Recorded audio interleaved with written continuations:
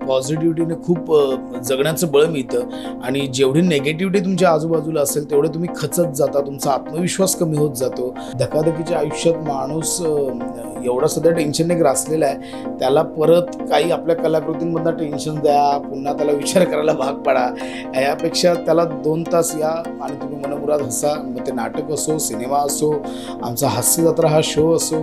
So आता स्वास्थ्यम या कार्यक्रमात सुद्धा आज जे काही म्हणणं मांडायचं आहे ते आम्ही विनोदाच्या माध्यमातूनच मांडतो. मंडळी नमस्कार, मी प्रेरणा, तुम्ही बघताय सकाळ डिजिटल. आज मी आहे हास्य जत्रा या कार्यक्रमाच्या सेटवर, जिथे ज्या मंचावरून जी मंडळी आहेत ही सगळी कलाकार, मातब्बर मंडळी तुम्हाला खळखळून हसवतात. आणि निमित्त काय आहे तर सकाळ प्रस्तुत स्वास्थ्यम हा जो कार्यक्रम आहे त्या कार्यक्रमात ही याच्यातील काही कलाकार मंडळी परफॉर्म करणार आहेत आणि याच संदर्भात मी त्यांच्यासोबत गप्पा मारते. आता आहेत आपल्यासोबत विविधांगी भूमिका साकारणारे प्रसाद खांडेकर. खूप खूप स्वागत आहे. कसे आहात? नमस्कार, मस्त, मजेत, सुपर. आणि मला कळालं की तुम्ही स्वास्थ्यमला परफॉर्म करणार आहेत. माझी उत्सुकता वाढली आहे की काय काय, तर त्याची काही तयारी सुरू आहे का? कारण तुमचा चित्रपट आहे हास्य जत्रा आणि आता तुम्ही स्वास्थ्यमलाही येत आहे. येस, 3 तारखेला आपला इव्हेंट होतोय स्वास्थ्यम. आणि जसं मी, नम्रता, समीर दादा, आमची जरा जोरात तयारी चालू आहे. इथल्या सिरीजमधले काही कॅरेक्टर्स घेऊन आम्ही स्वास्थ्यममध्ये परफॉर्म करणार आहोत. Super super. पण मला असं विचारायचं की सकारात्मकता कलाकारांसाठी महत्त्वाची आहे का? आणि जर ती आहे तर कशा पद्धतीने सकारात्मक राहण्यासाठी तुम्ही एफर्ट्स घेता? खूपच गरजेची आहे. म्हणजे माझा पॉझिटिव्हिटी या गोष्टीवर खूप विश्वास आहे, सकारात्मकतेवर खूप विश्वास आहे. कारण ते पॉझिटिव्ह वाईब्स आपल्या आजूबाजूला असतात आणि त्या एका अँगलमुळे काही गोष्टी घडण्यास मदत होते. सकारात्मकता ही कलाकारांसाठीच नाही तर इच अँड एव्हरी पर्सनसाठी महत्त्वाची आहे. कारण तुम्हाला पॉझिटिव्हिटीने खूप जगण्याचं बळ मिळतं आणि जेवढी नेगेटिव्हिटी तुमच्या आजूबाजूला असेल तेवढे तुम्ही खचत जाता, तुमचा आत्मविश्वास कमी होत जातो. सो आणि आत्मविश्वास एकदा तुमचा कमी झाला की ते तुमच्या कामामध्ये परिवर्तित होतं आणि त्याचा एकूणच सगळा नेगेटिव्ह परिणाम साधला जातो आपल्या कामांवर, आपल्या आजूबाजूच्या परिस्थितींवर. आणि मग त्यानुसार चिडचिड होत जाते, आपलं स्वास्थ्य बिघडत जातं. त्यामुळे पॉझिटिव्हिटी मी खूप मानणारा माणूस आहे. आणि तुम्ही हास्याचा डोस जो आहे प्रेक्षकांना देत असता, त्यामुळे तुम्ही आनंद पसरवत आहे, पॉझिटिव्हिटी त्यांनाही देत असतात.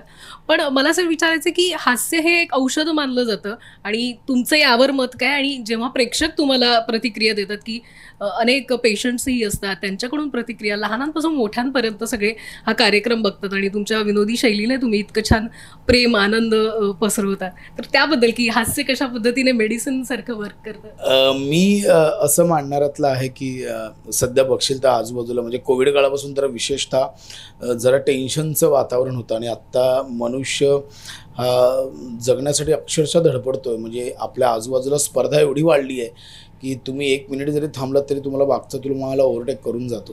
त्यामुळे स्पर्धेच्या जगात टेन्शनही तेवढेच असतात आणि ह्या सगळ्यांवरचं औषध म्हणून मी हास्य मानतो. की माझ्या कलाकृती बऱ्याचशा, म्हणजे माझं नाटक असो, आता आमचे स्किट्स असो, टेलिव्हिजन शो होतो, किंवा माझा आता सिनेमा येतोय 8 तारखेला, एकदा नंतर बघा, तो सिनेमा असो, ह्याच्यातनं मी लोकांना हसवण्याचंच काम करतोय. कारण धकाधकीच्या आयुष्यात माणूस एवढा सध्या टेन्शनने ग्रासलेला आहे, त्याला परत काही आपल्या कलाकृतींमधनं टेन्शन द्या, पुन्हा त्याला विचार करायला भाग पडा, यापेक्षा त्याला 2 तास या आणि तुम्ही मनमुराद हसा. मग ते नाटक असो, सिनेमा असो, आमचा हास्य जत्रा हा शो असो.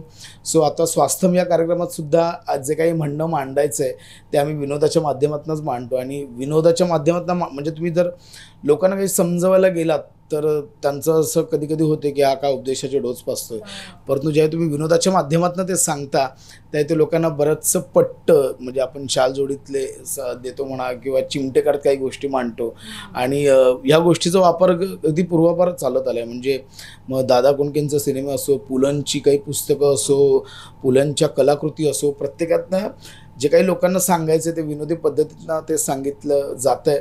आणि येस, हसल्यामुळे म्हणजे हे मेडिकली पण प्रूव्ह आहे की तुम्ही हसल्यामुळे खुश राहता, आनंदी राहता आणि तुमचं स्वास्थ्य चांगलं राहतं.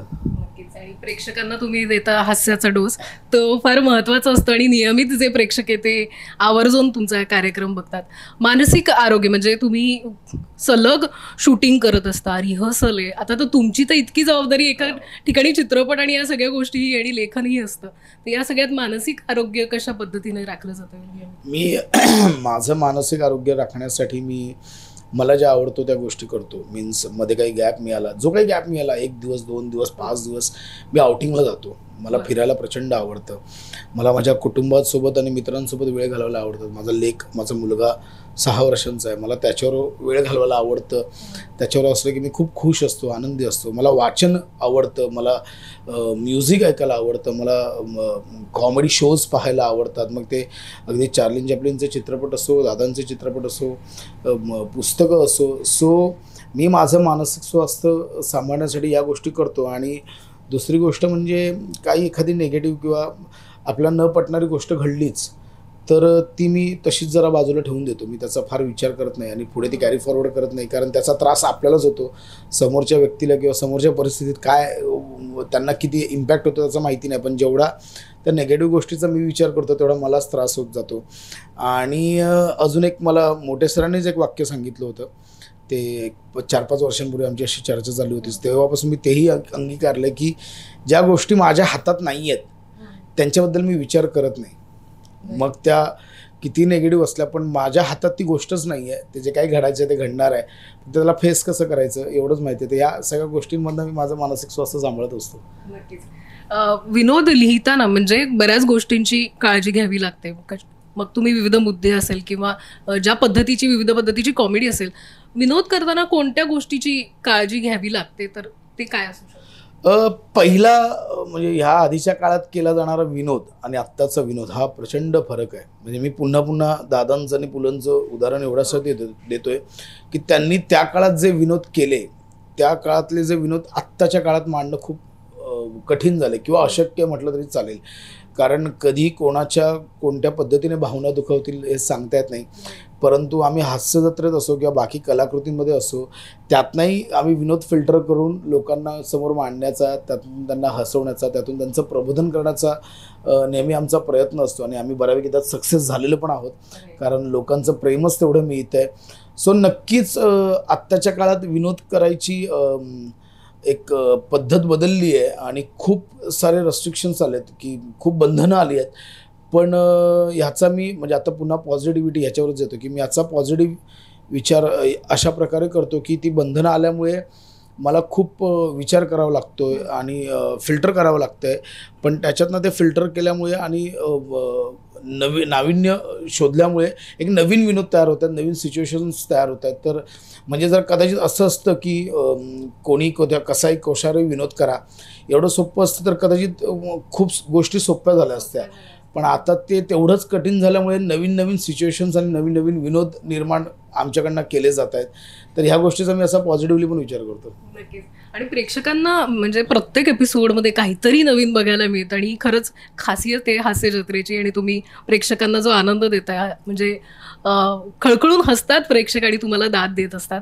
सो स्वास्थ्यच्या कार्यक्रमात आपण भेटूच. तर जे पुणेकर येणार आहेत त्यांना काही आव्हान या 3 तारखेला येतोय सकाळ प्रस्तुत स्वास्थ्यम हा कार्यक्रम घेऊन. यात तुम्हाला हसवायला आणि या हसण्याच्या माध्यमातून तुमचं स्वास्थ्य अजून सुधारायला आम्ही तुम्हाला भेटायला येतो 3 तारखेला. तर नक्की या स्वास्थ्यम पाहायला. खूप खूप धन्यवाद आणि खूप साऱ्या शुभेच्छा तुम्हाला. Thank you so much. थँक्यू.